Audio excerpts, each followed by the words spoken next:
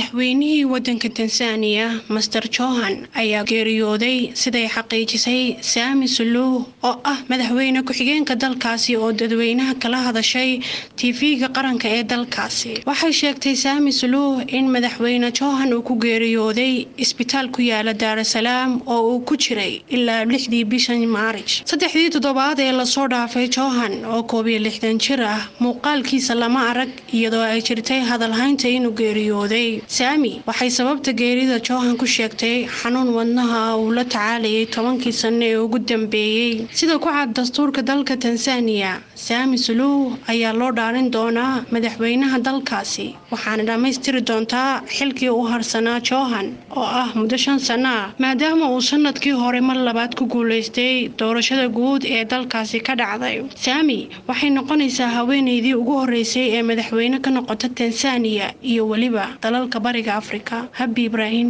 Bulsha TV.